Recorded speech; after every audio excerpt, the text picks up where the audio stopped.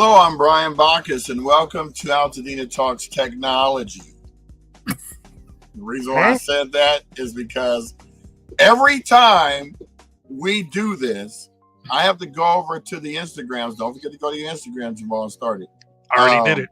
Yeah, because I got to do 2 of them. It takes forever. Sometimes by the time we start, it hasn't popped up yet. So I'm talking to you blindly because I can't see you until we come back. So once again, I'm Brian Bacchus. I'm Jamal Smith. I'm Jamal Smith. That is... Hi, y'all. It's Tony. There we go. This is Tony Talks. This is Tony Talks Tuesday. Hey, hey, hey. What episode are we? 110? 110.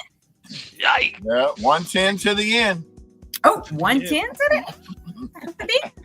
Isn't that car club too? That was Stacey Ogman's Motorcycle Club. Oh, yeah. Yeah. Oh, So yeah, good morning, everyone. Normally we have a special guest on. We were scheduled to have Kevin Robertson on, an LA County firefighter who's retired, who was going to just talk to us about what his perspective was, meaning in regards to the response to the fire. Hey, Tracy, good morning. But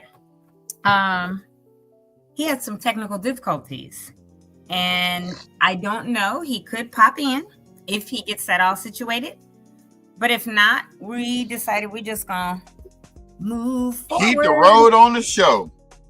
Hit the road, Jack. Yeah, that we were just gonna, do what we gotta do and move forward with the show and not keep you all waiting. And so I told the guys, I said, then why don't we just have some regular talking? And one of the topics that I think would be really, really good for us to talk about is what went on at, I think, 9 or 9:30 this morning. I didn't log into it because I was busy working. But the LA County Board of Supervisors is meeting again this morning. We know that 2 weeks ago, our supervisor, Catherine Barger, put forth the motion to defer the permit fees until later, meaning like on the back end.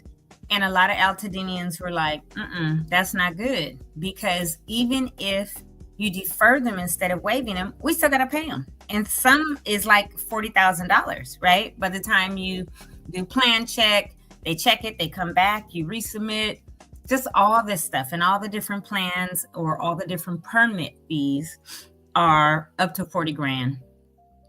And so today she decided to put forth a motion to waive the permit fees. And if by chance you have already paid permitting fees, you will get that refunded back to you. So that's a motion that was happening today. You might want to scroll down a little bit, Jamal, because it's up in the banner part, the part you have highlighted. Down or scroll up. I'm sorry. Yeah. So this is the motion that they're going to talk about today on the agenda. It usually starts like either 9 or 9:30 in the morning. I've been on several of the calls, and but it is item 51B on the agenda, and it would simply immediately defer them, but make it so that they waive them all together. That's what the real, I don't want to say hope, but the real gist of this is to waive them all together.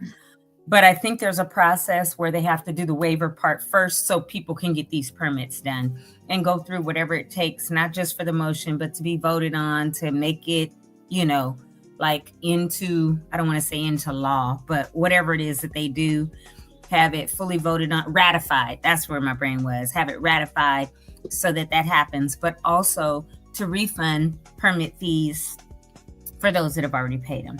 So we're just going to chat amongst ourselves and anyone in the chat that wants to talk to us about this. But I think that this is a really good thing because it's so needed. Because there are so many that are uninsured or underinsured, and being saddled with another $40,000 in permit fees is utterly ridiculous. And everybody keeps comparing Palisades to Altadena and saying Palisades is also part of LA County.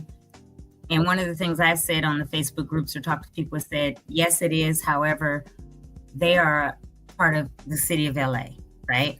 Just like Pasadena, I saw something in the Star News yesterday that now Pasadena is thinking about waiving the fees. And that is, here's Kevin, hold on. And that is also separate. Hey, Kevin. Please stand by. This is our guest that we were supposed to have on the show. Having some technical difficulties, but it looks like he may be going ahead and stepping up. I think he's gonna figure it out. I know. I believe he can do it. I believe he can do it. Woo! I believe.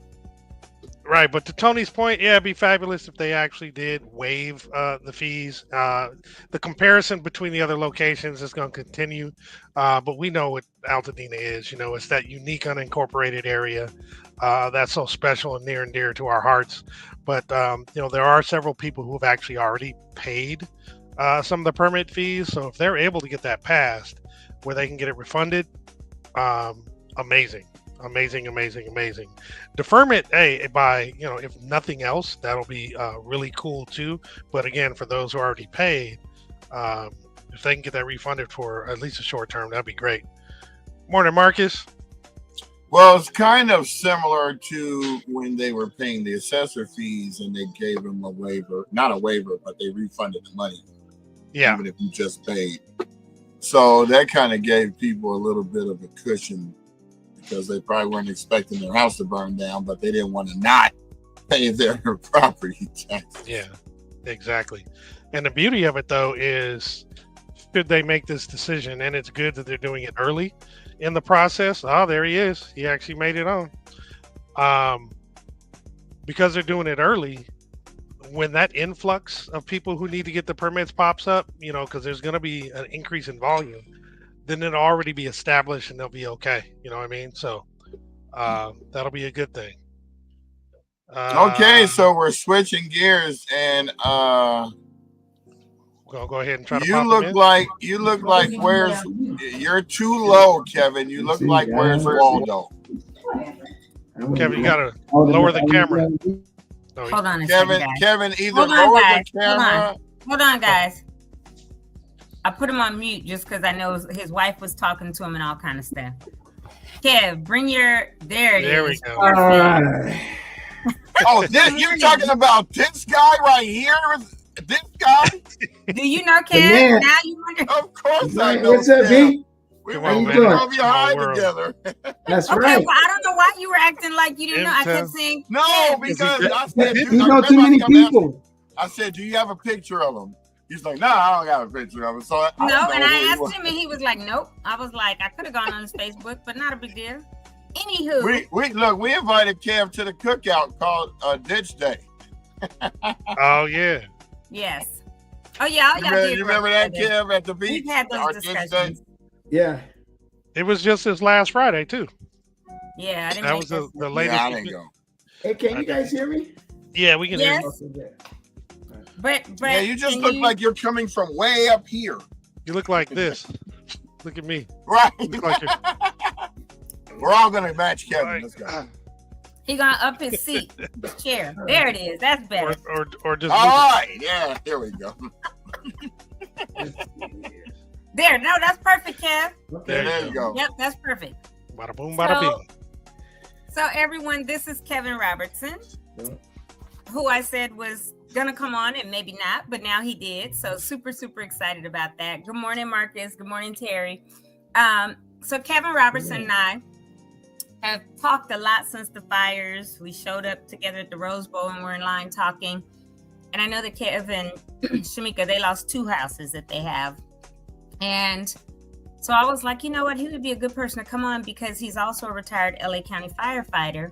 And we've heard so much about what happened, the response that was sent to Altadena, we hear a lot about blame, whose fault this is. And I place more blame on, this is me personally, Kev, so hold up on me, but I place more blame on Edison because that power pole that arced that should have been dismantled and taken down in 1971 was still there, right? Kev, being a retired firefighter, is like, yeah, but the firefighters were at fault too. I don't place blame on the firefighters or the sheriffs because I think that this was a perfect storm with the winds, that power pole, all kinds of our dryness, which we have, that I don't know that even if they would have sent everybody in LA County to us, which they couldn't have because there were fires in Pasadena, Sierra Madre, and Palisades, that we could have been saved. Maybe not the entire or 90% of the town wiped out, but I don't think that it would have made a whole lot of difference because you couldn't get aircraft up, you couldn't get helicopters up to drop water, things like that. So Kevin and I have had this discussion, and he's like, from the perspective of a firefighter, he sees it a little differently, obviously, right? So I invited him on, and we're going to talk about that today. So Kev, take it away. Hey, huh? yeah, Well, tell me how you thought. You know what we've talked about, but, yeah, no, but let's hear it from you. Well, I don't know where to start this at, but what really is, we lost a city, and people want to blame Edison. You know, now it's a fire that started, and they say it's a perfect storm. Well, you allow it to become a perfect storm. You could have did a lot of things to prevent that from happening. You know, when you lose the whole city, somebody has to be accountable because, you know, the reason why I don't entirely blame Edison, I blame Edison. They're at fault for starting the fire if they say they started the fire, because they started the fire. But it's the job. There's a duty to be done, and that duty wasn't done to prevent that fire from extending to where it left, where it is today, a disaster. You know, you lost a whole entire city, Town. and a town, and you don't lose a town, you don't lose a city when you have a fire department, you know, or a police department. You shouldn't lose a city when you have a fire department. Now I can see if you didn't have a fire department, but you had one, and they didn't do their job, and the fire department should be accountable, you know, from before the fire, during the fire, and after. You guys haven't heard anything from your local government who support the city. You haven't heard anything from them because people are so focused on Edison. You know, Edison is, you know, they might throw the case out of the, in June 30th, everybody's going to see something happen. Edison is going to state their facts and findings that the reason why they didn't start the fire. And you have all the agencies that's representing the community, from your lawyers to people who's representing themselves to the fire department to your local government is going to be at this hearing, because this is what Edison on June 30th is going to state that what happened. Now, this might be thrown out of court because if they say facts that, and they state that there was the due process that wasn't handled right, the judge can say, hey, look, well, Edison's not at fault. So what's the next step? Where do your fire department come in? Because your fire department did some things that you can't sue a fire department, you can't sue the police department. It's, you know, those are things. But when they do things that is not right based on their policies and their procedures, then you can't. You got a different ball game. And they didn't do what was right for their policies and procedures. And then So wait. So what is it that they didn't do? Because you said their policy and procedure, but obviously we don't know what that is, right? Well, you know, at first, their SOPs were standards of, procedures or standards of operations. They didn't have enough personnel on this fire. Now, every fire department, every Altadena and after Pasadena, know when these wind-driven type of days we have, we know we're about to lose trees and power lines down. But the fire department is an emergency entity within the city that has the access to have everything shut down. They could have called Edison during this windstorm, and once you have power down and you're just dealing with that without the fire, you have the responsibility as that supervisor or that battalion chief to shut down the power. Call Edison. They have that access to do it right then. They didn't. We still have power in our community. This is before the fire. So if they would have did that, then maybe the fire would have started somewhere else. Because Edison said they didn't start the fire, and so they did not call. We have access always to fire. I mean, to Edison, to the gas company, to any entity within where we need to shut down. We have that access to shut it down right away. So wait. So how do you know for a fact that they didn't make that call? We can all assume, Well, but because we we don't know have for a power. fact? We all still have power. We all still have power after the But fire. that doesn't mean they didn't make that call. Well, What if they did make the call and Edison decided they were going to wait a little while? Well, so that's Edison can't. Edison can't. Oh, They can't. okay. When the fire So if department- the fire chief calls and says, shut the power off, according to whatever the jurisdictional rules, policies, SOPs, whatever, they have to, when that fire chief calls, they have to then shut it down? Well, see, that's the thing. So this is the thing. I'm just throwing things out there, but we have not yet heard an investigation or incident report from the fire department, which you're going to hear on June 30th. Or you haven't heard called fact finding, what they found out and what happened in their due process. We haven't heard all that yet. But these are the things that the community needs to be aware of. That, hey, look, why the fire department didn't call to shut down the power, because we would have the power shut down during an emergency situation. And they didn't have the proper manpower up there. And I know a lot of people up there saw just one fire engine apparatus up there, during the fire, or just didn't have enough resource up there. The accountability, you have to make someone accountable. You have to make somebody accountable for this fire. Edison is the one who started, but this fire shouldn't have went this far. Because your water domestic line system went down. You have 3 services up there. You don't know which system went down. All this stuff that people need to start addressing and looking at.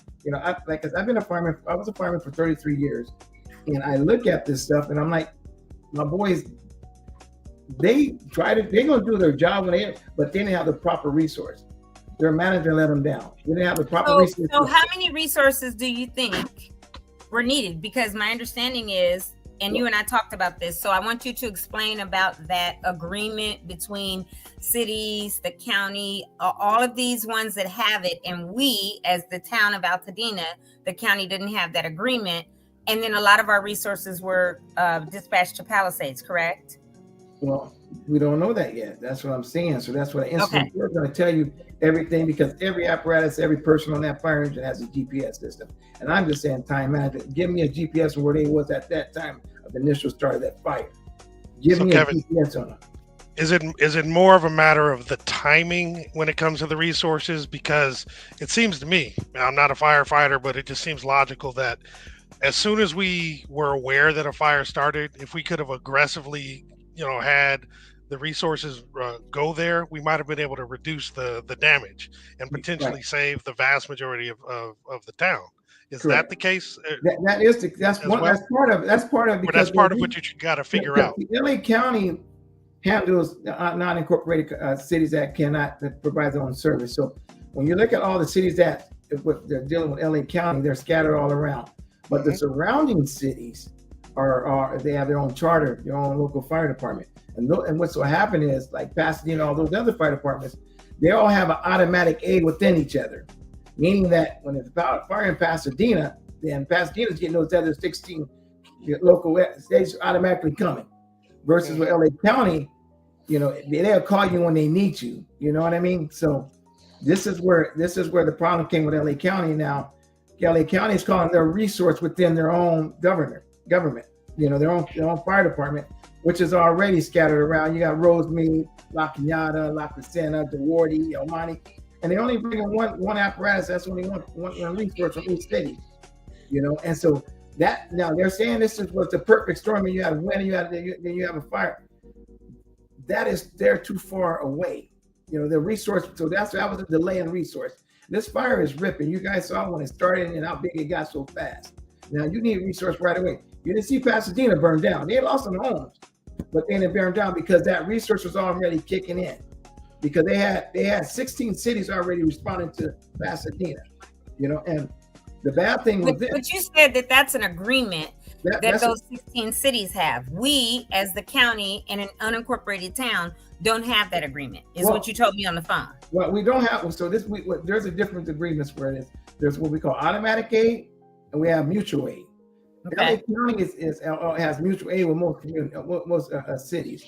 Okay. Now, Pasadena and all the other 16, they have automatic aid, meaning they have automatic aid service, meaning that automatically you get this service. Right. When you need it. Okay. Mutual aid is we have to request it. And we have to request it. Or if somebody says we want to come help, we can reject it, right? it's a choice, but it doesn't work that they won't reject it, but they can. But it's just a different type of service that is an agreement within the departments. Okay.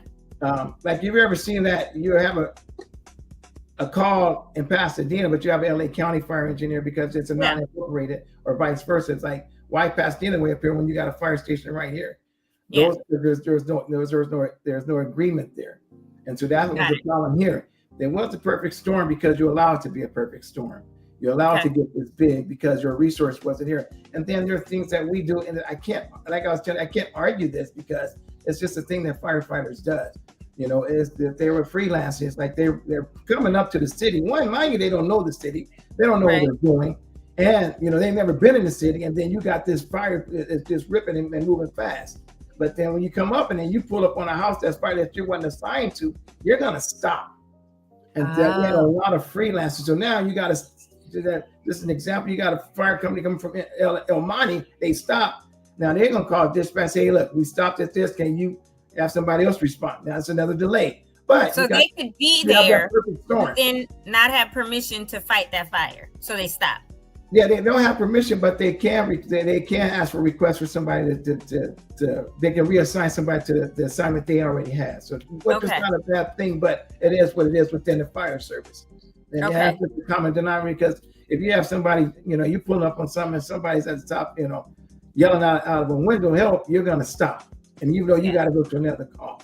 And there's another thing is, the first company on scene, this is why I said the resource was they didn't have the proper resource, because the first company was on scene was Pasadena. And that company came 5.5 miles from that initial fire. They were Fire Station 36, which is located on Fair Oaks and Hammond, across the street from Jackie Robinson Park. There are other closer ones. So you think about that. Yeah. When you got Fire Station 66, 12s, and 11s up there, they might have been on a service call on a call where it was power down, you have wires down or a service call. But when you got a fire started on those days, any fire company, and it's not a fault, but it's just that something that happens, any fire company is going to stop what they're doing to go respond to that fire because they know it can get out of hand. They're on high alert, right? Yeah, high alert. But what I've seen on this fire department, LA County is at fault because they didn't have the adequate resource up there for those first 2 days. Now they said they had 2,500 personnel up there, 253 apparatus and 33 water tenders and 33 fire crews. They had that up there, but that was after this whole thing went through. It was too late. It was too late. And so that's the accountability with this fire. And then you see what we lost and the fatalities we have. Our job is to protect and to serve. Right. We will not do that. And, I know. Go ahead. I'm sorry. And I'm surprised that the LA County Fire Association is not jumping on this, because what this fire chief did is he put those guys he put their lives in jeopardy because they didn't have the proper resource to get up. They didn't have the manpower to do their job. And this is where I said the accountability is because we would have had automatic aid with Pasadena and Glendale, Burbank, Monrovia, Arcadia, all the surrounding areas, we would have had a more of aggressive attack on this. And then how did they approach this? Did they go incident command, meaning automatically they're setting up that, versus structural protection or a fire attack? I don't know exactly what went down, but I know the call was the wrong call. And we can't hold them liable, but you can't hold that fire chief and that person who was in command liable for it. Once we get to due process of that, because they have not said anything about what the incident itself and the we haven't no fire reports or nothing yet out. No, the cause of the fire, none of that came out. And I'm gonna tell you, June 30th, when Edison is going to prove their fact finding and everything, and that's when everything's going to come out. It's really scary for the people right now who want to blame Edison, where you should be focused on your local government, because they shut down on you. And I can tell you how they shut down. From the pre-fire planning, from the system they have set up, from your water system, from your evacuation systems, all that wasn't even there for you. 911 shut down. You couldn't even call 911. You have to call Pasadena 911 to get service. They shut down. Say we're busy. We don't have enough people to help. That right there, that is documented. That's recorded to say we don't have enough resources to help. So But the thing is, okay, which is unfair. Which is untrue. I understand all of that, Kev, and I think a lot of people understand that, right? Like the internal government stuff. But as you know, governments protect themselves. We cannot sue the county for this. We cannot sue the fire department, all of that. They're insulated. So now it's sue Edison for those people that want to sue because their whole lives are gone, right? And then even the gas company, and we'll talk about that in a second, because you said no when we were talking on the phone about it, because the gas, people were going 2 and 3 days later to shut off their gas valves. And you told me people shouldn't have done it. And as a firefighter, you would have told everybody, stay out and don't do that, because if you shut it off, then it can make it worse and do like is it a backdraft or something like that? Well, it's a real touchy, when you got flames coming out of a gas pressure pipe, and then you want to hit those flames, and that, so they have certain ways that they do it. The gas company have certain ways they have a criteria. We don't even shut it down till the gas company gets there, you know. Yeah.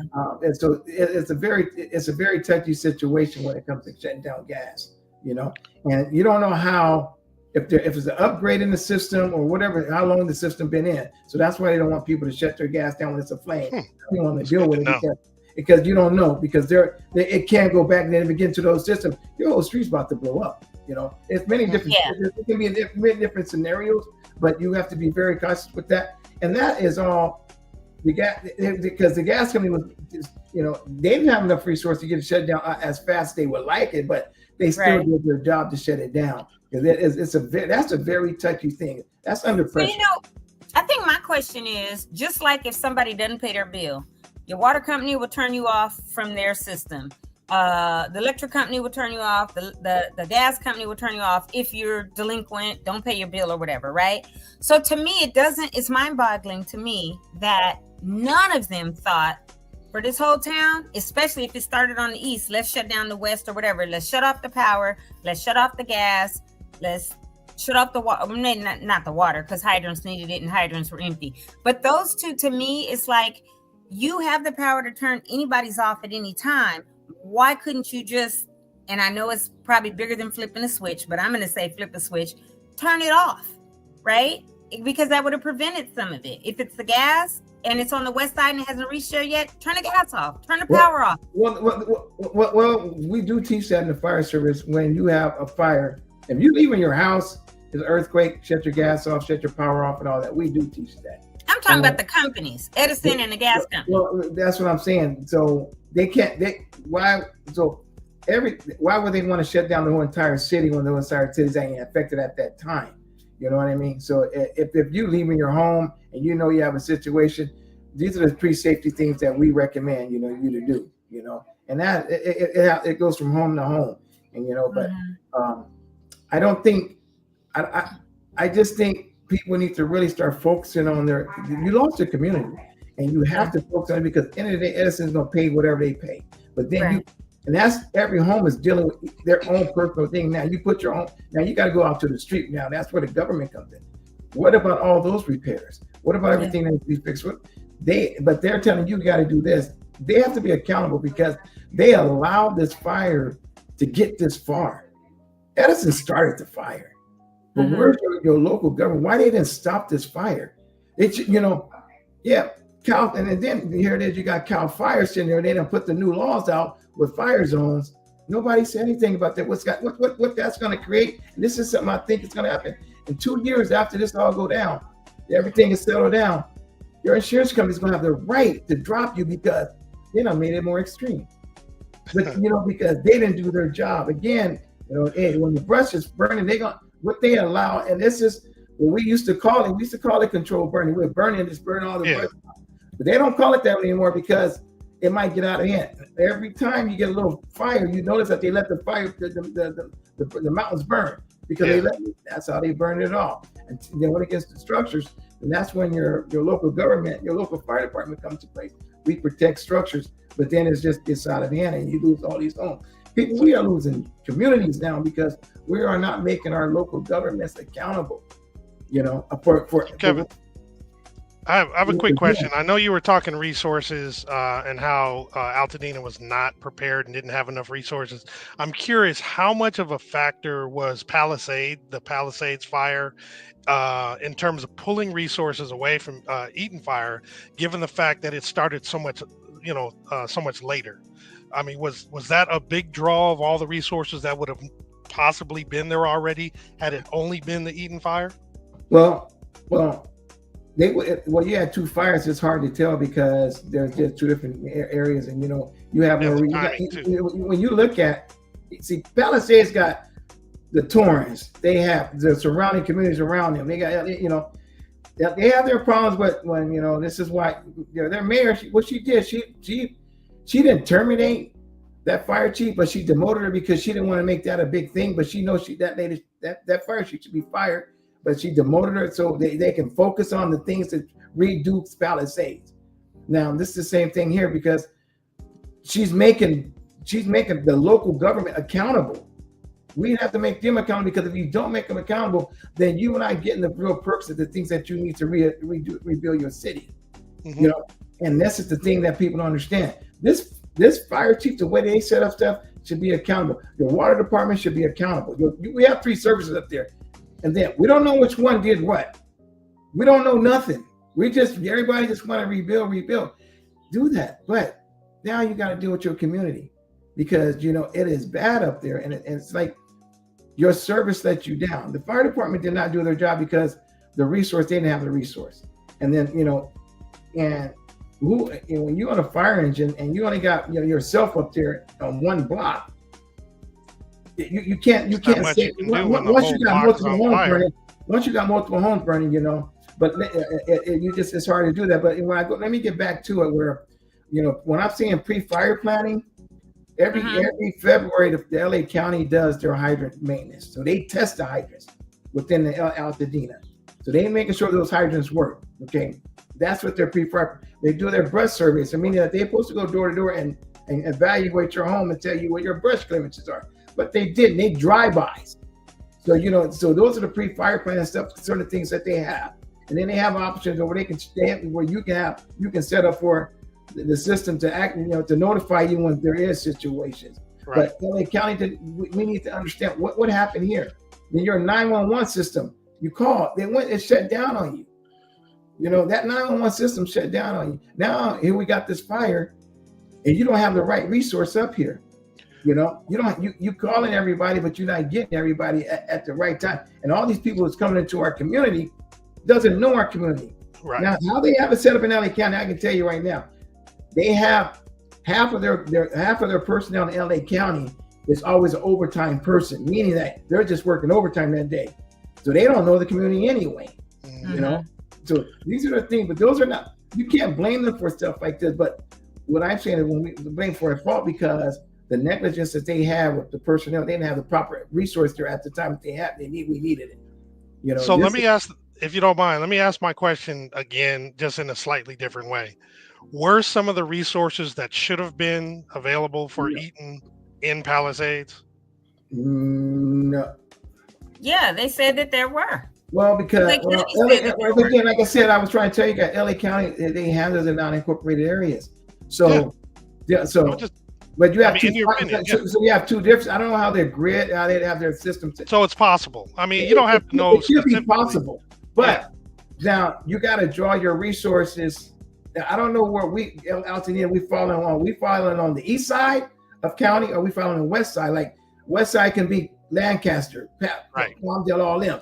East side we can be Montclair and everybody else. Where are they drawing their resource for us? You see what I'm saying? So they have a broad resource, but then again, you got to understand. You guys talking about it's a perfect storm. You don't that right there. But their problem is they're mutual aid and they're automatic. And if they had automatic aid with surrounding cities, they wouldn't have this delay. You know what I mean? So that's what I'm saying. You're talking about that they draw from Palisades. I don't know the line where they draw where the resource is coming from. That's why if I get the incident report, I can really break it down. But I don't know where if it came from the east side of the county or the west side. So maybe we should wait until after the 30th, or when these reports come out, have you come back on and talk about some of that, because I'm gonna play devil's advocate real quick. Sierra Madre is a fully incorporated city. They have their own fire department. They had, or they contract with the county, whatever it is, but they had 10 homes burn over there, right? So they had to have their personnel there. Pasadena lost 100 or about that homes, and their fire departments were dedicated to go and fight theirs. So if both those cities that are on the sides of us, below us and on one side, have their resources dedicated to what's happening in their cities, they, even if we had automatic aid, they couldn't have come up to Altadena, which is an unincorporated town. Well, no. I'm sorry. No. So when we talk about agreements of aid, mutual or automatic, there's contracts driven on certain situations, not just from fire, for EMS service, for hazmat service, and everything. So you automatically get this service. So when Sierra Madre burned, Sierra Madre had those 16 cities coming as well. They're in the same mutual aid agreements. We call it Verdugo Dispatch Center. They're all on that same dispatch center. So it's a perk for smaller community departments, because you get bigger departments coming in rolling. This is why they didn't burn, because they have everybody all the way from Burbank coming in, and Burbank is going to send 3 to 4 companies. They'll send their whole city, and then they have people coming and filling in their city to back up their city. Glendale going to send their whole city. They got 7 to 8 fire stations. Right. And Gamble going to send, Alhambra going to send. They're going to send their whole city. Then they got people coming in backfilling the back there. But they're sending their whole city to Pasadena and Sierra Madre and Arcadia. So this is that. But now, if we would have that there's been so many years that Pasadena was trying to get automatic aid with LA County. LA County is the biggest department in the world. They piggyback on other departments, when we do great jobs.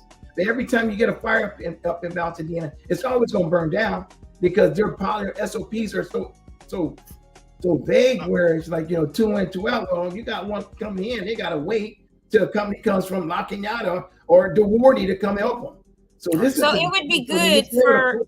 When you say what a perfect storm, that means that fire is going real fast. It's coming. So it would be good as our town rebuilds, for not only our town council, but for residents to go to the Board of Supervisors and say, look, nobody can afford for this to happen again. We need to revamp those SOPs, right, for LA County, and make sure that there is not just a mutual aid, but an automatic aid agreement in place as part of us rebuilding Altadena.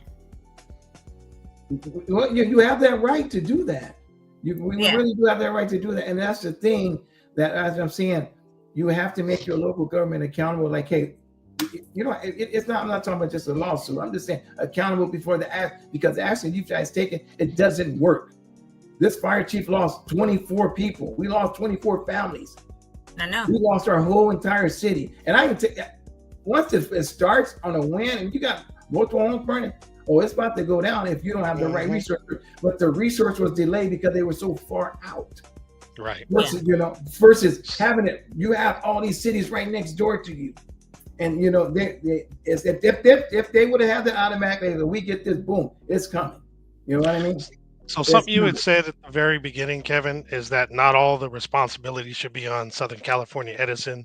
Some of it should be on the fire departments and the fire preparedness.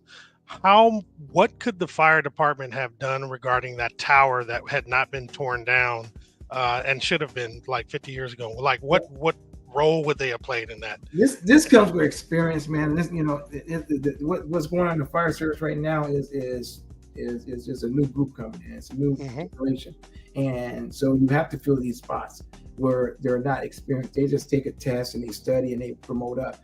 They don't have that experience. And all the way from your. This was like 50 years. Yeah, but that tower's up there for 50 years. But was it working or? But it was supposed to have been decommissioned. So that's the county now is accountable for that. It's since 1971. You still let it run? What happened to you guys? But the fire department with this the county can't be accountable for that. That's on Edison. No, they're not. No. It's not their pole. It's Edison's power pole. It is their Edison, but I'm not going there. But I'm just saying. So the fire department, when you go on scene and you guys saw that, they showing you these pictures how that fire, how it arced and about it dropped. So they said they couldn't put the air service up, because air support up because it was windy. But if it was an 80 to 100 miles wind, that's knocking down trees. Y'all see what it's doing. That spark, that arc should have went somewhere else. It dropped straight. So at that time, it wasn't that windy. Experience. It was that windy. If you didn't live windy, over there, but if you think about it, so all I'm saying is, as a firefighter, with experience, you see, this is what experience. You look at certain things like this, like, oh, that wind wasn't blowing up to that far. But you have to understand, we are out there. I'm from Altadena. I've been living there for 25 years. I know it might be windy over here, and you know, at the same time, it's not windy over here. So you see what I'm saying? So it was a judgment call to not have the air support up. It was, and I can't argue that, you know, but it should have been a smartness. Like, okay, let the commander who's in charge of the air support make that determination, because it did drop right below. So that wasn't windy at that time. That's far as they said 80 to 100 miles winds. Okay. And so that's what people, I'm gonna tell you right now, Edison might get out of this because it's fact finding. Well, I'm gonna tell you, we don't know what their facts are. We don't know what their facts are. We all just if they talk to you, they will get out of it. No. Because you sound more like you defending Edison than yes, to me he does. You sound more like you defending Edison and are making a case for them and against your own company that you retired from after. And I think he's just not. I think he's saying we don't know all the information from their standpoint. We're only getting the information that they're putting out from the people who are saying that it's their fault. They haven't had their part yet, and I think that's all he's saying. Kev lives on Loma Alta, way on the west side, right on the other side of Fair Oaks. Kev don't live where it started. I got a sister that lived right there and saw when it started, and it was that windy. And I know other people that were over there, and it was having those high 70-mile-an-hour gusts. So for you to say, "Oh, it fell straight down because I was a firefighter for 33 years, it wasn't that windy." That was a video. No, that's what you said. No. That's what you said, and you said it twice because we could roll this back later. Great. But the fact is, you were not over there. Yes, you have 33 years experience, but you weren't there, and it might have arced or dropped down, but the gusts were at 70. Didn't mean the whole entire winds all the time were, right? And they said it was going to be 70 to 100 mile an hour gusts. And that's what the gusts were at different times. Anybody knows we have a windstorm, the gusts come, it's super windy, then it's not as windy or whatever. So I think that we have to say that and not say, "Oh, it wasn't that windy over there." It was windy. Because there were gusts. I was in Arcadia. Yeah, so this is the thing. Edison has not even, they haven't even threw their facts out yet. And we don't really know. But we saw the fire there, and we don't really know if it started like that. We don't know nothing. So when it comes, then we can turn. But in the meantime, I'm just saying, your local government let you down on a lot of stuff, and you people need to start addressing these things. And you know, I would have been pissed off, and many times where I don't have the proper resources to do my job as a firefighter because the resource wasn't there, and my management didn't give it to me. The management messed up. They did not. What firefighter in his right mind on that engine company with one company there can put this to protect the city? That's not the right resource. You see what I'm saying? Right. If we make them accountable, you make your whole Edison works for our government. They provide us our electricity. You make that whole government accountable. Look at your water source. It's like we have what do we have? We have there's three different private water companies. Lincoln Fire. We have all them. But now there's Lincoln Water Company. We don't know. There's Los Flores and there's Rubio, and all three of them are private. None of them are owned by the county or the cities or anything. They're three separate, privately owned water companies that operate in Altadena. But they're still accountable. But our county government is have a contract with service with those companies. Right. Okay? They all have with those companies, so they're still accountable. We don't know which which water company was accountable for not having water or the system didn't work. You know what I mean? Who did they contract out to fix their services? We don't know any of that. You know, but we're so focused on Edison. Edison started the fire, but it didn't do this damage. What all this damage that we didn't have no water. Then they say you can't use your water for 2 to 3 days because it was contaminated. I'm like, okay, how did the water? They must have mixed the grid systems together. We don't know. But are you aware that the city of Pasadena came to the county afterwards and offered to pump their water up, which was clean, to all the residents? Because not our whole town is burned down. We got plenty of people on the east side, plenty on the west side, and up in the meadows that weren't touched. And so they needed water, and the city of Pasadena and Mayor Victor Gordo offered, and the county said no. The water companies said no. So I get, none of us are experts at this, right? You're an expert at firefighting, but you're not an expert at what Edison did or didn't do and what the gas company did and didn't do and all that. So again, one thing I want to preface, or I did preface it, but I want to state again, this is not an expert call. This is all of us talking, because I had talked to Kevin several times, and I know he retired from there, and I asked what was his perspective. So this is his perspective, his thoughts. These are our thoughts as we're interacting, and his is also mixed with experience. However, we don't have all the reports yet, and so none of us know full facts on any of it. So I just want to say that for anybody watching. This is my experience is coming from where we need to make sure that their SOPs and their standards of operation be better. Was in place at the time. Yeah. Did they do that? Did they go against those guidelines? Then that's where they're at fault, and that's where the lawsuits can come in. You know, So you lost 24 people. You lost 24 families. You have to make this accountable. Once this investigation comes out, you know, it's gonna be where now you're gonna say, well, they are at fault. You know, because if you don't say nothing, people, you guys are losing cities now.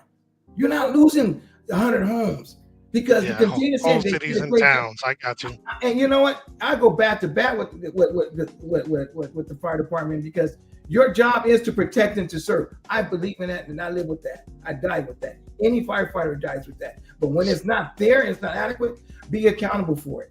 You know. So Kevin, not to justify this, but do you think the vast majority of the shortfalls and the things that the resources that weren't available, everything that kind of all the things that weren't done were because nothing of this magnitude had happened before, and no one, when I say no one, I mean the people in power can go back historically and are probably thinking, you know, this isn't going to happen.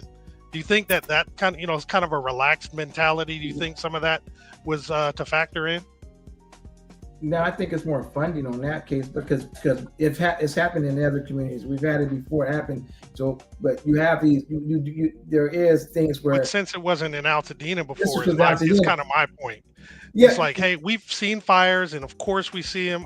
We all have talked about it on here and had guests. Oh yeah, the fires are here, the winds are here. Let's evacuate for a couple hours, and we're gonna come back because, you know, it might come down. But in my whole lifetime, it's never come all the way down and burnt through the. So this is just, so when you lose a whole city like this, just to give you, I've been in this situation where you're in a storm and it's on a block, and you got all these houses burning, and you only can protect so many. But I've a resource where we have 4 other companies with us. Sure. So we could knock that down. But when you don't have the resource to knock down that block, and you got the winds rolling, so all that debris that's flying around, it's all kinds of debris flying around, burning. And you guys see how some houses got touched and some didn't? That's what we was dealing with now.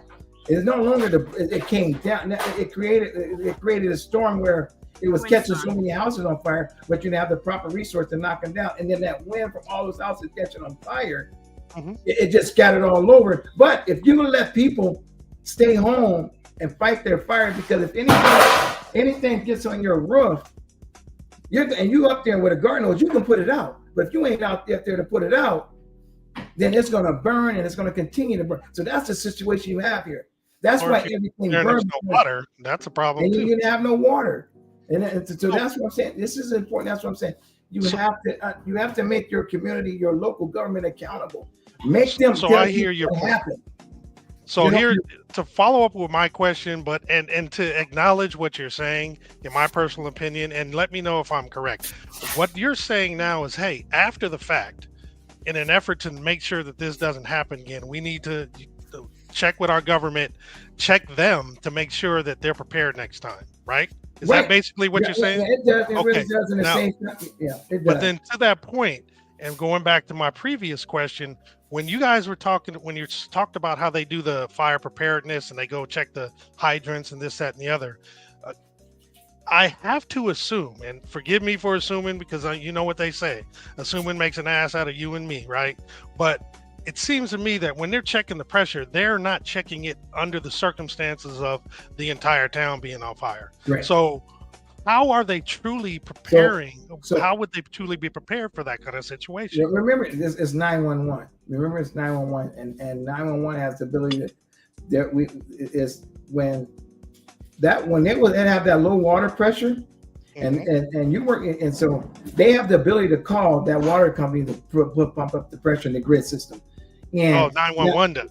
Yeah. So every fire department has that they call their dispatch. Hey, look, we need the pressure pumped up, and that's when the fires come. Now we need to understand, when did they establish the incident command? When the unified command, meaning that when they say unified command, meaning all agencies from water, gas, every agency that you can think of is in this unified, and then they have somebody that they're at that incident command center that can control whatever needs to be controlled.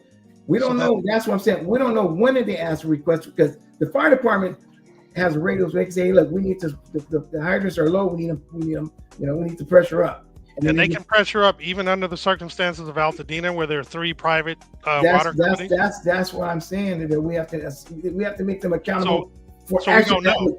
That's what I'm saying. So when I say account, we have to make them accountable for action that was taken. Mm-hmm. And so when everybody's complaining about the water, give me some. Why was it this way? The fire department. Why wasn't enough fire people up there? Your gas. Why they wasn't there? You have to make them accountable, because they failed us. And it shows, from your experience and your knowledge, they could have increased the water pressure. Of course, yes. And including that, they could have brought more water. Yeah. Well, maybe you connect them from Pasadena. I don't know how the grid systems are. So you have your domestic lines, and you have your private lines, and you have your hydrant system, the emergency with your hydrant system. Okay. And for the hydrant, they can, they definitely can, but the private stuff maybe. Yeah, and throughout the city, you don't know how it's connected, but you have 3 companies up there. Now, how do they work together? That's the question. So what system went down? What system went down? What system was contaminated? What system, had the adequate water? And who's servicing? I know City of Pasadena Fire has a contract with Lincoln, but I don't know if they have it with the other 2. You know what I mean? To service their hydrants. But the fire department has to have the ability to go test them themselves. And if it's you in your district, that is your job as a fire supervisor to test and make sure your stuff is working in your community. But that fact finding, I know they didn't. Not in my area, because the way that they have it set up for the fire department in Altadena, they have a lot of people coming in, filling in positions. They're just there for that day. You know what I mean? They're just there for that day. They might not do it. You might see them at the gym all the time because they're getting their work on, and they don't know that community. And that's the disadvantage of having a LA County Fire Department. So Kevin, question, because I know you were stationed up in Linda Vista. Well, yeah, I'm Pasadena, first of all. I'm Pasadena, LA County. Okay, I'm sorry. I thought you were always LA County. Okay, so you were up at Linda Vista, and that was, if anything in Altadena happened, you guys wouldn't have automatically done anything because there's no mutual aid. There's no automatic aid. It would have been only on the request of LA saying, with the mutual aid contract, we want you guys to come and help. Right. Yeah. Give you an example. So if Sarah Mondrick would have had a fire call, automatically the resources, their dispatch would have called every resource around them to come help. So how often does that really happen? Every day. Does it? Every day, because it's an agreement. Okay. There's a contract agreement. There's a difference. People need to define. There's a difference between mutual aid and automatic. Now, right. Now Altadena would have had that fire, then automatic. We would have automatic agreement with them. They would automatically dispatch the closest apparatus to that call. You see what I'm saying? So that's the difference, and that's where I think that we need to make these changes. And honestly, I think this fire chief did wrong. They need to change their ways of doing things. And because if they don't, we can continue. It's going to happen again. It's going to happen again because we don't have the proper resource. San Marino doesn't have the proper. The best things that the residents of our town could do of Altadena can do is be at the board meetings, right? And say to the board, look, we didn't have, if the reports come out, we didn't have the automatic aid agreement. We need that. We didn't have A, B, C, D. We need that. That's the only way at this point we're going to make them accountable, is by changing it for the future. Because I don't think in hindsight or finding out, oh, they did this, they didn't do that, we can assume that there was no call made to Edison to shut the power off, but we won't know yet until we see the logs and all of that, right? Right.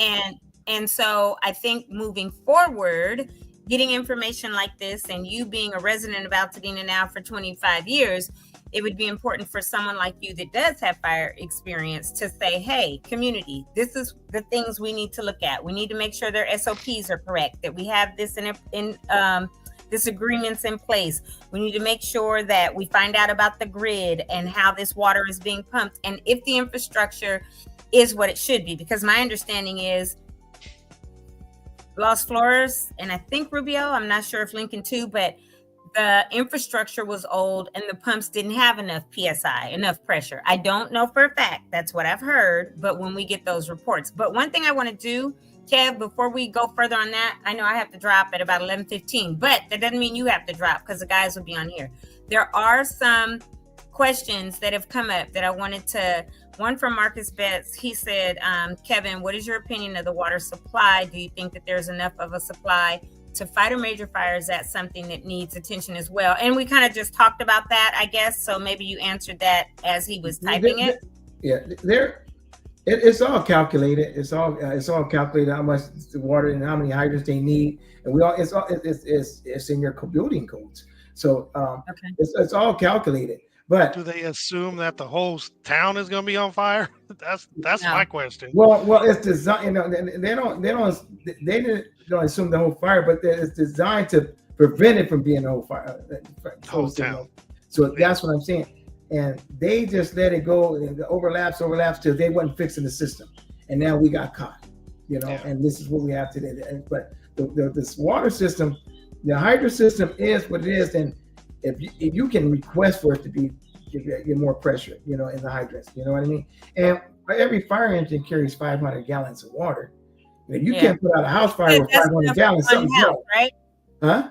You said that's enough for one 2-story house?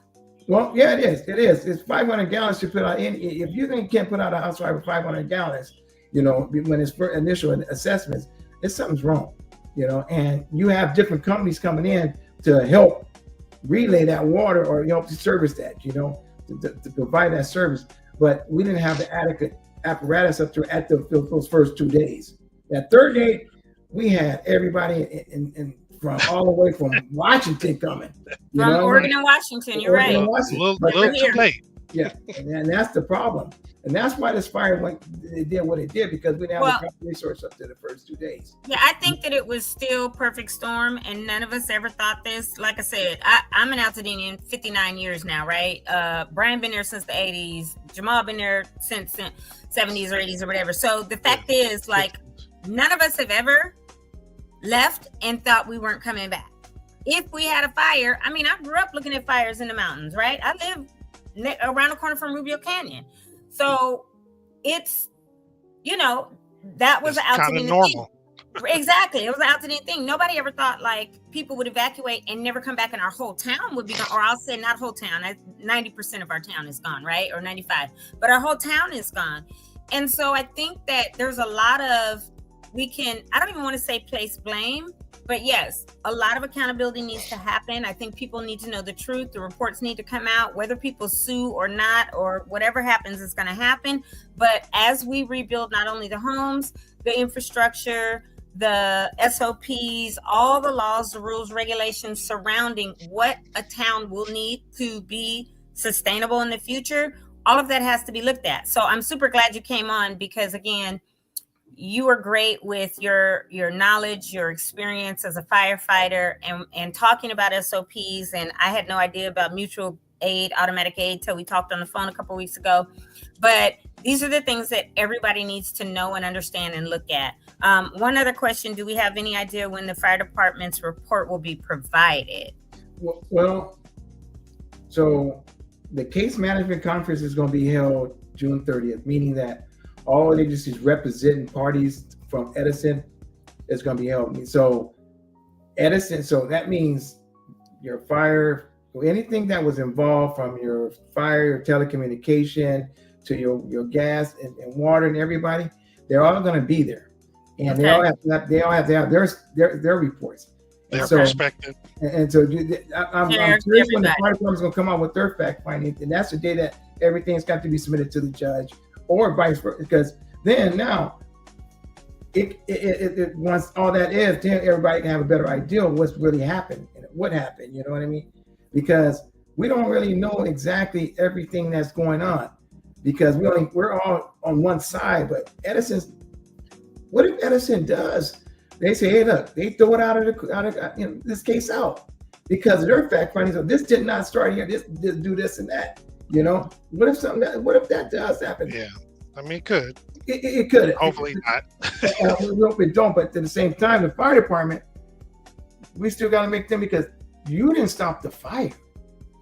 Water department, you didn't give us adequate water department. You're telling the people to leave their community so you can do your job.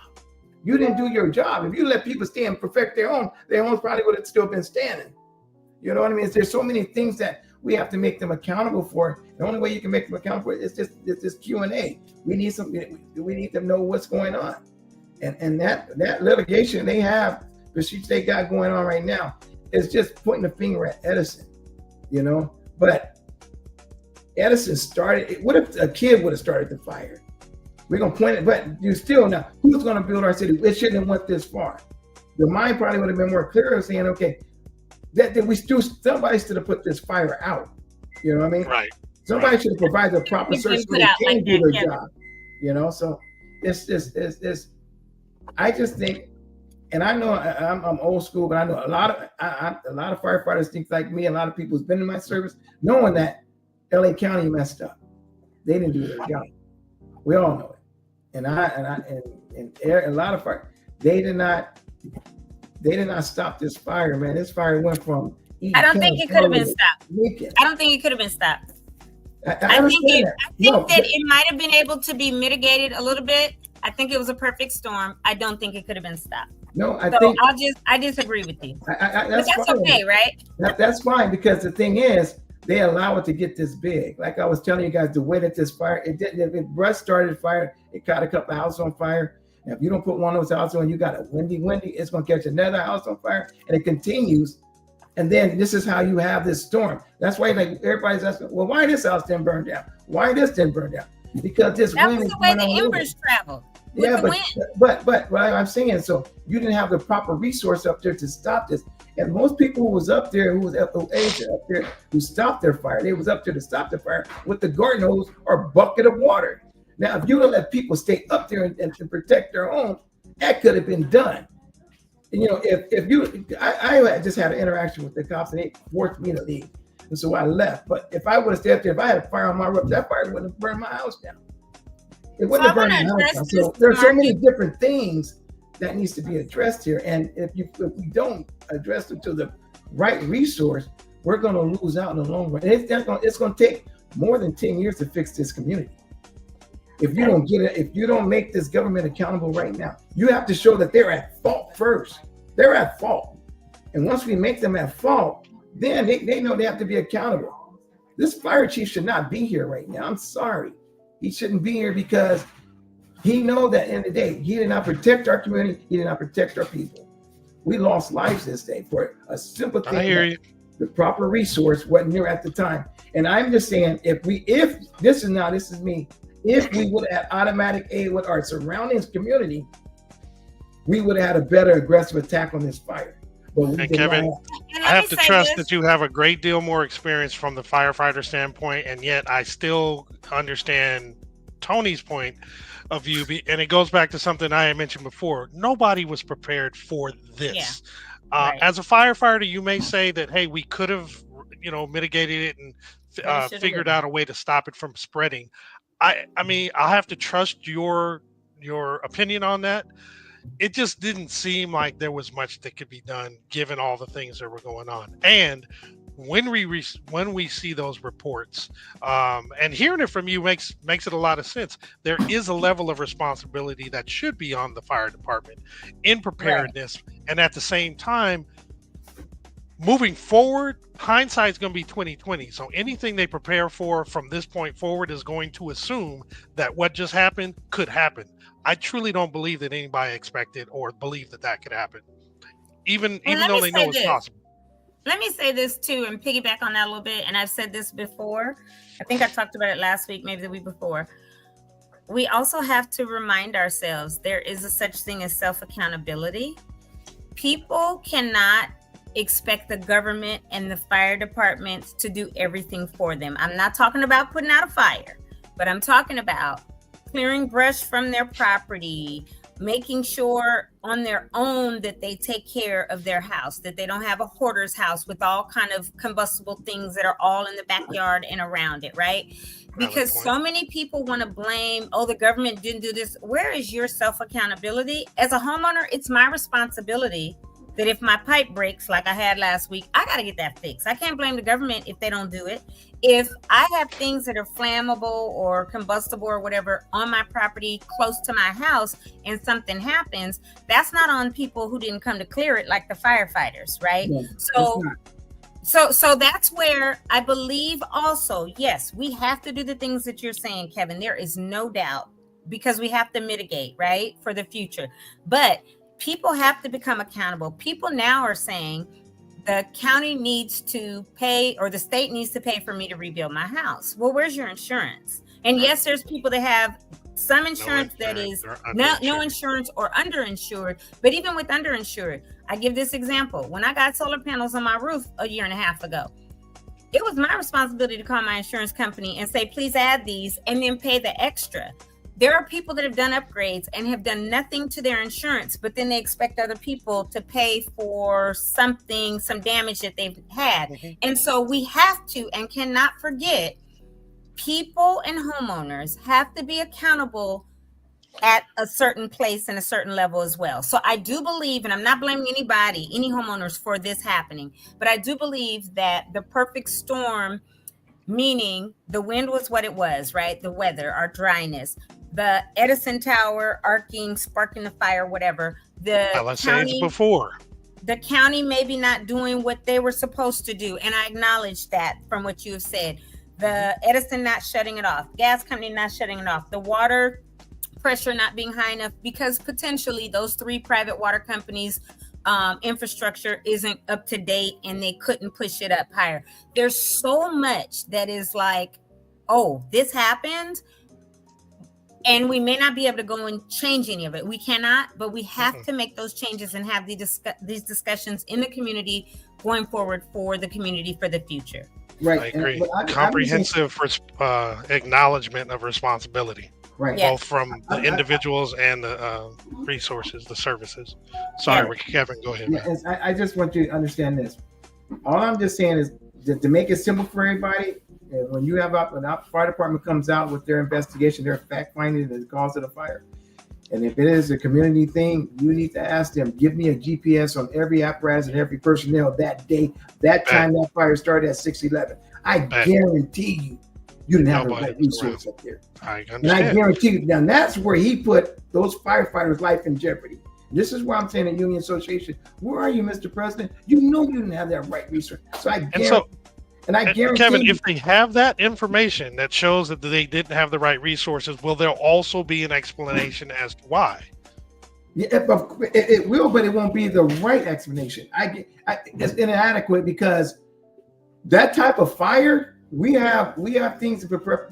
Just like I was saying, Sarah Madre, one fire company, and they're private, so everybody there is volunteer. They're a volunteer fire department, so they got to come from their house, get on the apparatus, and go there. But in the meantime, they have everybody in that same automatic cave rolling with them.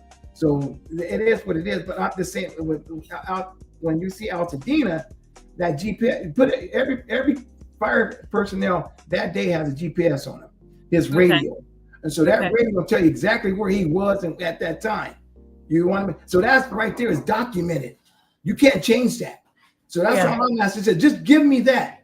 Just give me a GPS on every apparatus, every personnel, that time from the day and the next day. I guarantee you, we're going to have the proper resources to fight that fire. And that's why this fire went this far.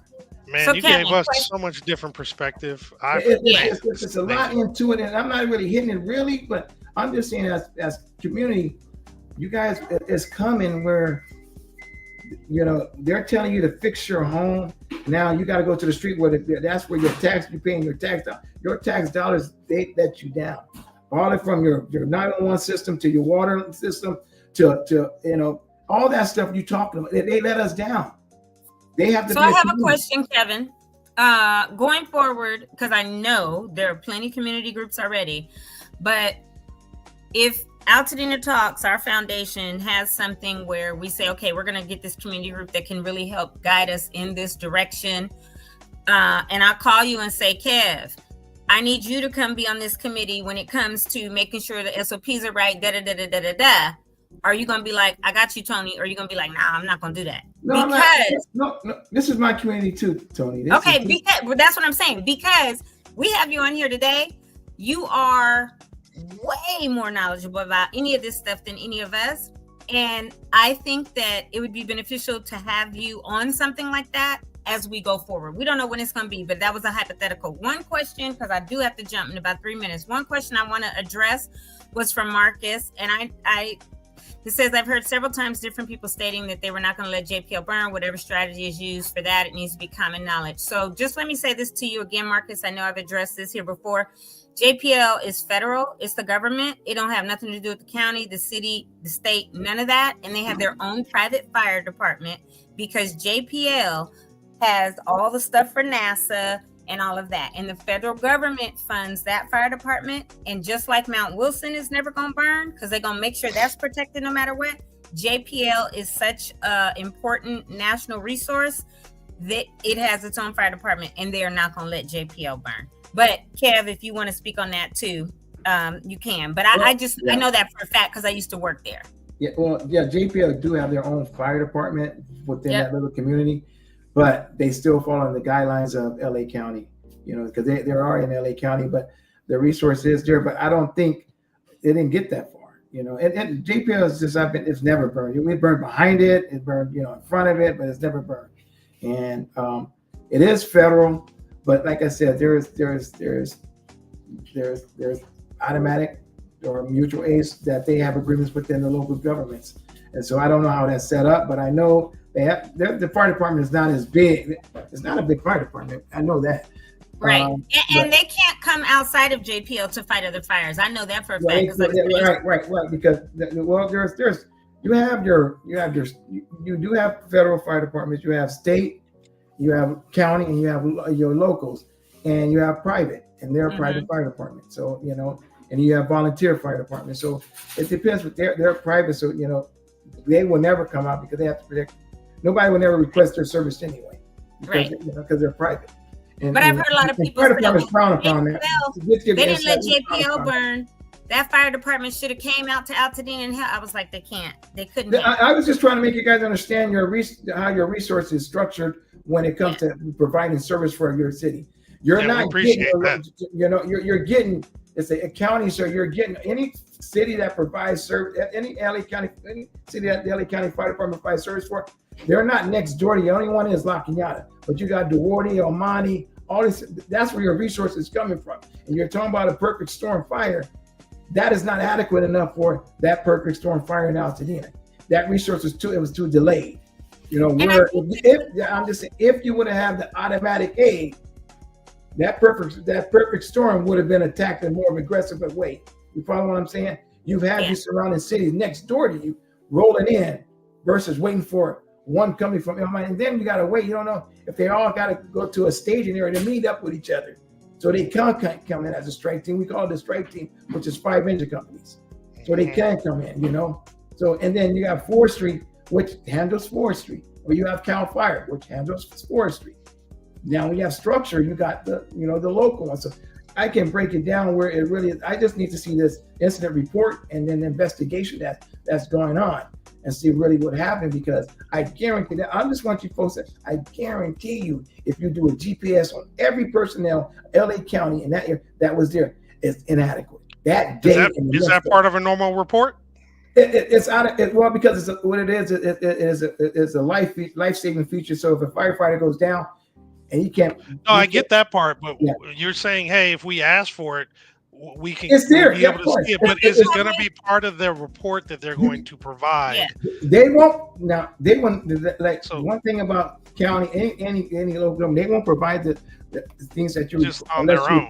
Just on their own. Okay. You got to do an FIOA, Freedom of Information. But it will establish time. It will a time management where all companies that was dispatched to that call. Oh, I get the justification for it. I want to know how to get it. It will. So when you get the dispatch report, when they dispatch, when they got the calls coming in, how it's going to pretty much tell you how this incident went down. Then you can see what happened. And then you can say, well, look, we didn't have that. We didn't have the right resource. I know it. So the dispatch report is going to be part of this stuff they provide on the 30th. That's because they're the one. Automatic. They're the one that document everything. The 911 calls. We don't have to ask special for that one, though. You don't have to. Okay. You know what? Normally you can call the county and get that report. Yeah, but under these circumstances, this has been I don't know if it's available for this one, because I haven't tried yet. But I know from pre-fire, I know a lot. I have a lot of research stuff. I know from pre-fire planning, meaning that stuff that they tell us to do and what they do. Yeah. So during the fire and the post-fire, it is bad. It's bad for us. It really is. Okay. It really is bad for us. And we need to make them accountable, because in the future, we're going to, if this is how the model of the county, they feel that, this too will pass. But how it's going to pass? If we don't say nothing, this too will pass. And that's how they look at it. And that's what people need to understand. So you see Palisades people, they're fighting. They ain't paying for their plans. They're getting their stuff done and all this and that, because it will pass, but it's going to pass on our terms. I'm asking people to make it on our terms, not theirs. And I think there's going to be enough Altadenians that are going to make it on their terms. We just don't get the airplay that Palisades does.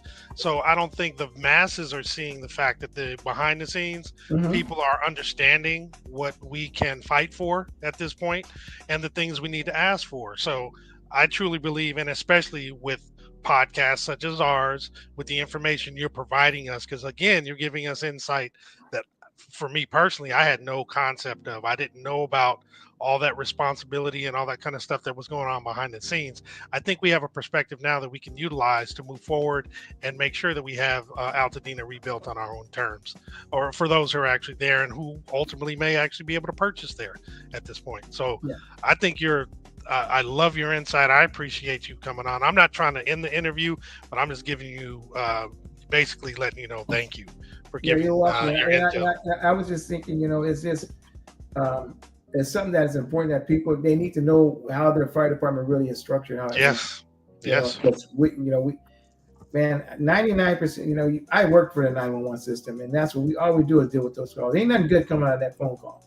Right. And so our job is to protect and to serve and to solve that problem. And 99.8% of the time we solve that problem. But sometimes it just goes the other way. It is what it is. And this right here, we cannot let the fire department or the local government just get away with this, because it shouldn't have went this far. Hey guys, I got to drop.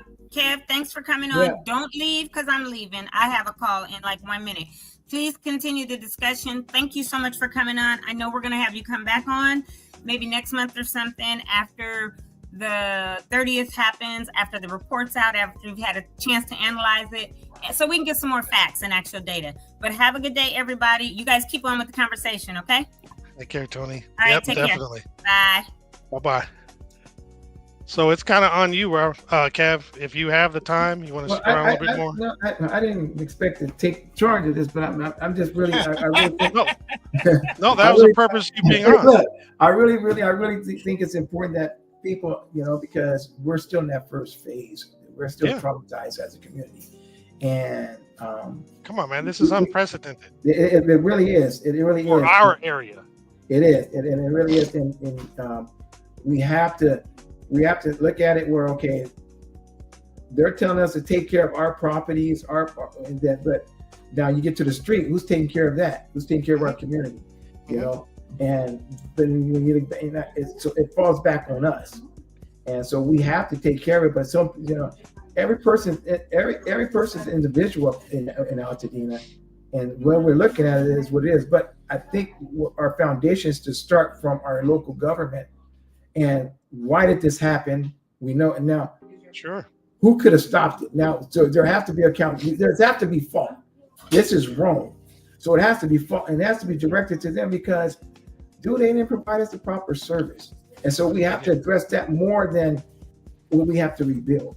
Because they're the one that's making the laws and the rules. Gavin Newsom set the laws for the whole California. New construction, you got to put sprinkler systems in your homes, or solar panels. Well, if we didn't have the proper water support now before, so now you're telling me that you're gonna make us do this, but are you gonna sit there telling me that my water domestic companies that they gotta upgrade their systems? Now we have to pay for that as well. We lost it. It ain't like one house in the community is rebuilding, and they have to do it. You got the whole community doing it. Whole town. Yes. Your tax is about to change, and things that I was saying earlier, like Cal Fire, they're dropping these laws on us, where they're making our whole more than half our community. The fire extreme now. The zones that they have us is now it's more extreme than what it was. So now that gives the insurance companies, okay, 2 years from now, because Gavin said you cannot drop people from insurance. But after that 2 years, I don't have to provide service for you because you're in too much of a hazard zone. And this is the thing that we have every right to appeal that. It's been past 60 days. So I don't know if anybody appealed that, but that's what's going to happen. I don't know that people knew that they could appeal it. So here's the thing, in my opinion. Everybody in Altadena, obviously Palisades, but in any other city is burnt down, but in particular because we're focusing on Altadena, because of this fire, they're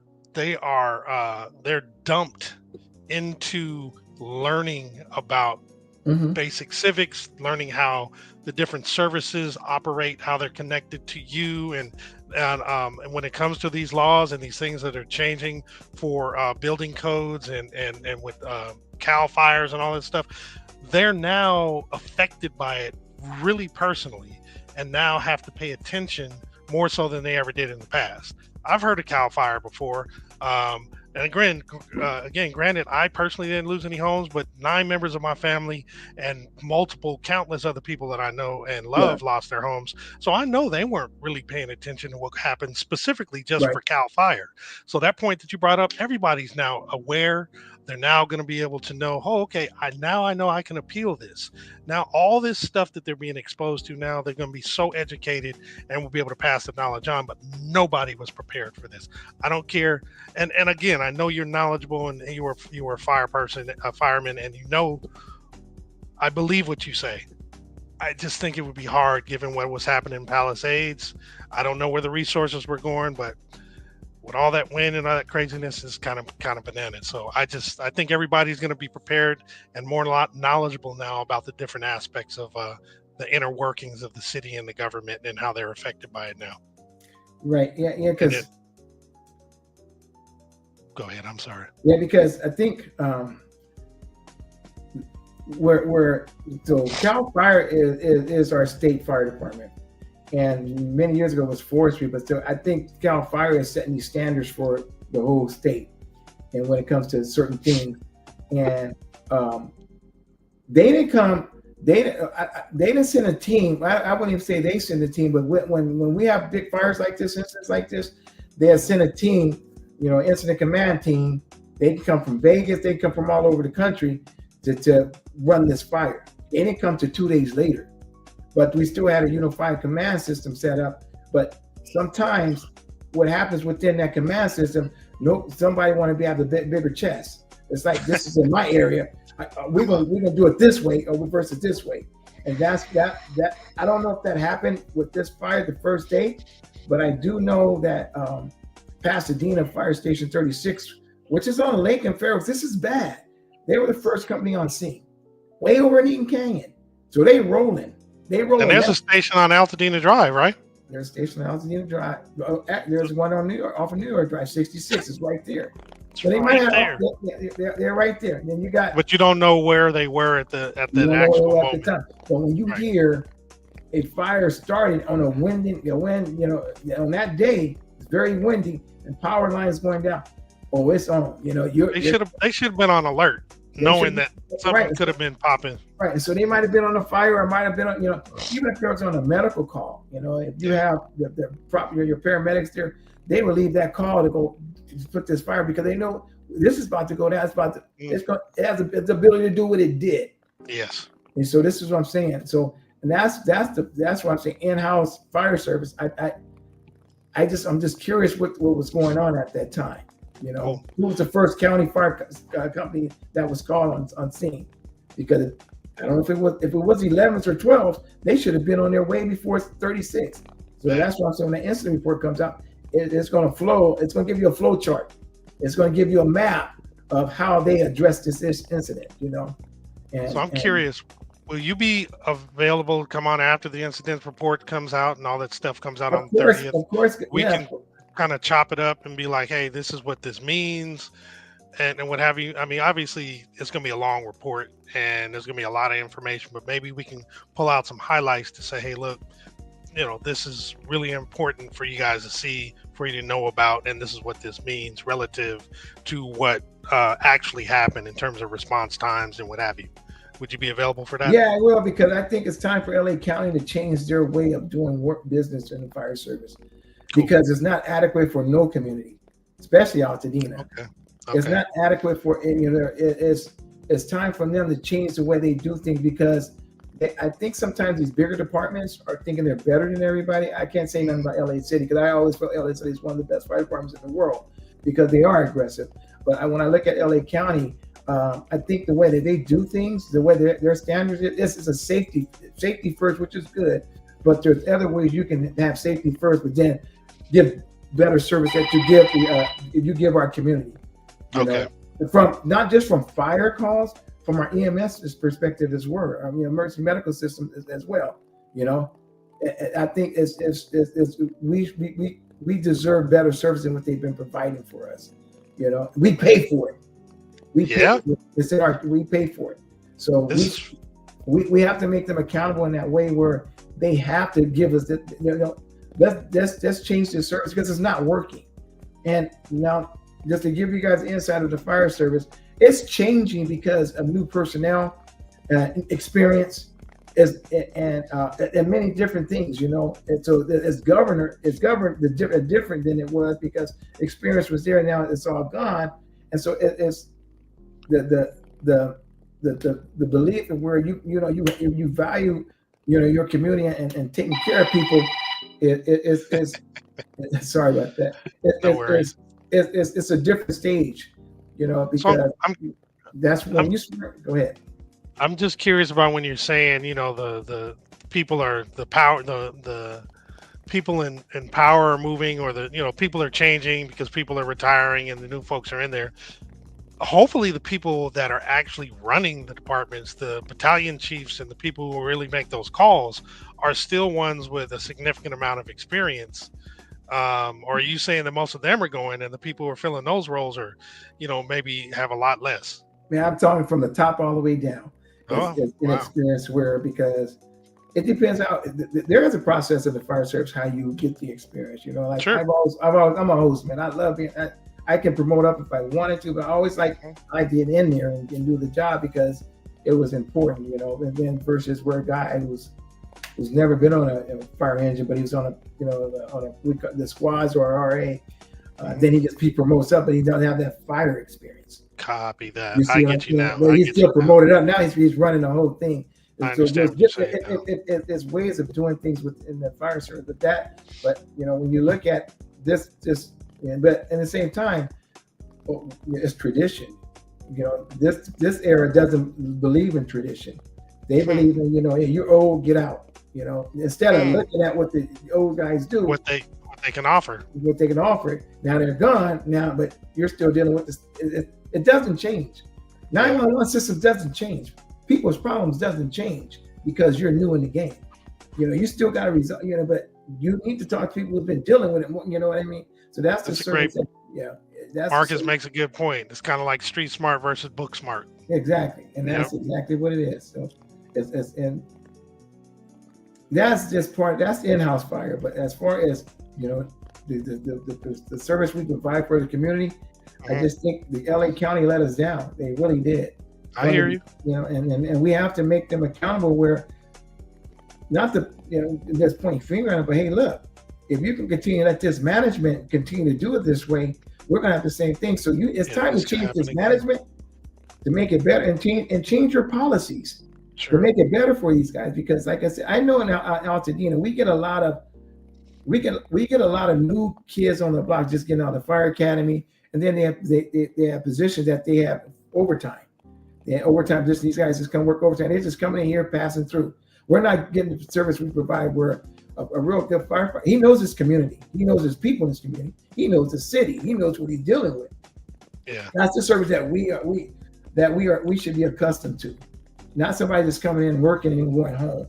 I can only hope that moving forward, just like you're saying, we can have them change those policies because we know that this actually can happen now. Right. I'm still going to go back to nobody believed or nobody expected this. Nobody in their lifetime has experienced this, but moving forward, I think we can actually do things in a much better fashion. In particular, like you're saying, if somebody's working OT, have somebody working OT that's familiar with the area. That way, if something pops off, they can actually, respond accordingly, quickly, and because they're familiar and can do things right. Right. And you're right. So it's something. It's time that we as a community, and I haven't even been to a community meeting yet. They haven't even formed one really where we are Zooming, we're doing the podcast, but where we in person, where people need to be in person to be heard, because what they're doing, they're controlling your narrative. They're controlling it by not coming out. They're not talking to you guys. They're not saying you don't have the fire department, you don't have the fire chief, the police department, the sheriffs. You don't have water. You don't have nobody coming out talking to us, hearing us out. What the changes we want, You have to protest them. They need to come out. We got to know what can and needs to be changed before we can even tell them. And what you're doing, what you're providing, is good insight in terms of the direction we need to go with that. And it sounds like we need to have some folks from the water department, the police department, sheriff's department, rather, and anyone else that was involved in that process. Because again, this is very insightful to me. I didn't know a lot of stuff that you're talking about. So I have a feeling that moving forward, we're going to be getting some of those town halls or some live meetings, if not directly by us, then from people who have watched this particular episode and gain some insight and want to move forward about making the changes that are necessary to improve Altadena moving forward. Right. Yeah. Because I already requested a meeting with one of the council people that represent our city, and I think she's going to look into it. But at the same time, we need to have more of those where we can get together and let our voices be heard as far as stuff that needs to be done, because we're rebuilding. We have to rebuild this. We have to rebuild this into the South. And I'm more focused because I am angry with the fire department, because I've done that job and I know that they let us down. They let the whole community burn. Mm-hmm. And people it was a perfect storm because they allow it to be a perfect storm. You could have prevented. You see what I'm saying? It was a perfect storm. The wind was driving north, south, east, and west. It was going all over. It went to Sierra Madre area. They didn't lose their whole community. Right. They went down past it. They didn't lose their whole community. They didn't allow that to happen. The resource was there. So that's what I'm saying. We allow it to happen. We went from Eaton County all the way to Lincoln. So we have to fix that, man. Got you. So what's your time like, man? I know you didn't expect to be on this long. I didn't expect to be on that long. I thought it was maybe an hour or so, and I've been on there for an hour. Hour and 34 minutes, man. And I appreciate you guys, but I'm just saying I didn't give really the true break it down as far as how it really works, but I gave you the basic common sense of just a citizen in the community, what they should know about their fire department and the little things that that they should start addressing.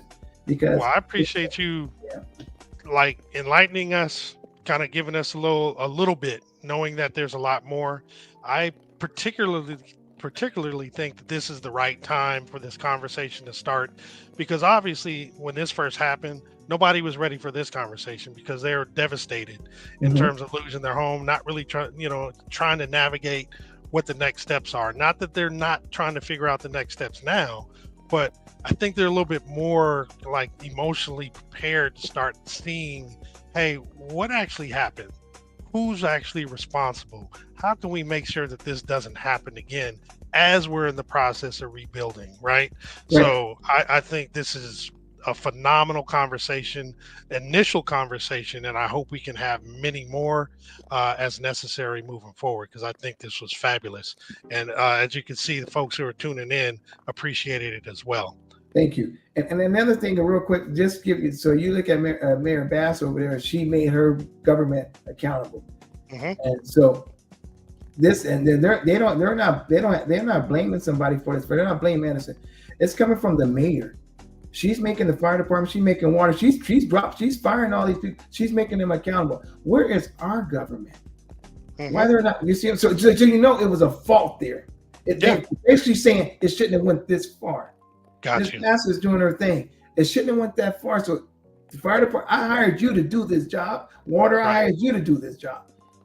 Where, the only people we can lean on are the supervisors at this point, because Karen isn't over us. So think about it that way, man. And it's important, because if we don't, we are not going to be rebuilt the way we want to be. Well, here's the unique thing. I know Brian had gone to an event this past weekend and had communication or a talk with Supervisor Catherine Barger. I apologize, however it's supposed to be said. And he asked if she was willing to come on the show. So she said, yeah. So we just have to schedule that. And please believe this is going to be part of the conversation that we have with her, because this, like I said, is the right time.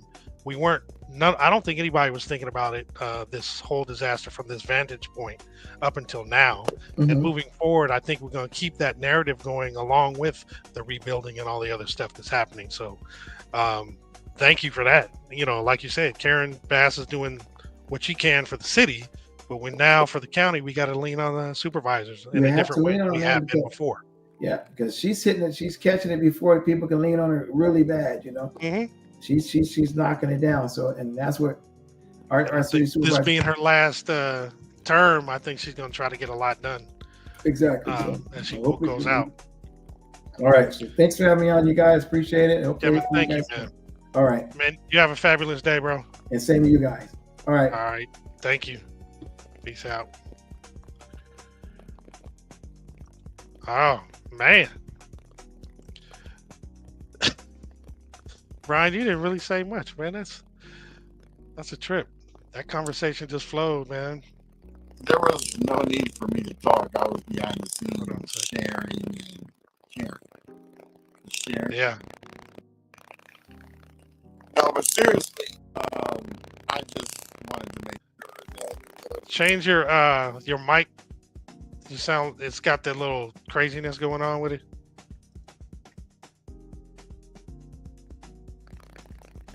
Yeah, I still hear it. It's like static or something. Oh, yeah, that might be it.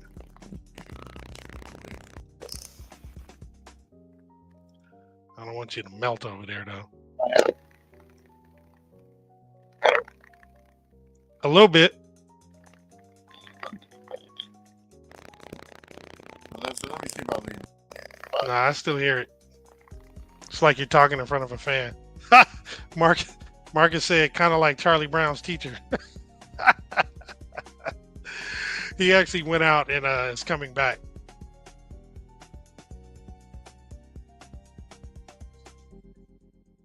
Oh, okay.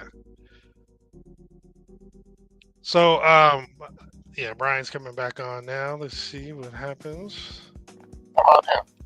It still sounds weird. I don't know. It's kind of bizarre.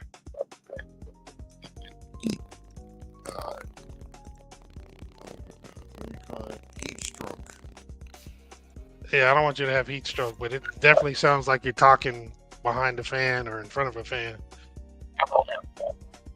Still, sound like you're on a walkie-talkie now. Maybe it's good that I didn't speak. No, again, I think it was a great conversation. Like you said, you were behind the scenes doing that stuff and listening. I didn't know. Like I said, that perspective is really good. And it's an initial conversation that we'll have. Hopefully, everybody who tuned in and will actually watch this later actually get some goodness from it. I think this is actually going to be cool. Thanks, Marcus. Appreciate you believing it was a great show. And you know what? It's been an hour and change, so we're not going to do the announcements today. We'll go ahead and pop on tomorrow, right away in the beginning. And you want to go on out and wish everybody a great day. And thank you for tuning in. Okay or no? It still sounds crazy. It's weird. Because I tried to get rid of the echo canceling, and let's try it now. Say something now. Can't hear you now. That's weird. It is bizarre. Anyway, everybody, thank you for tuning in today. As we say peace. You gonna end it? Or you want me to do it? I can end it if you can hear me. Okay. I can hear you. It's just peace, y'all. Have a great day.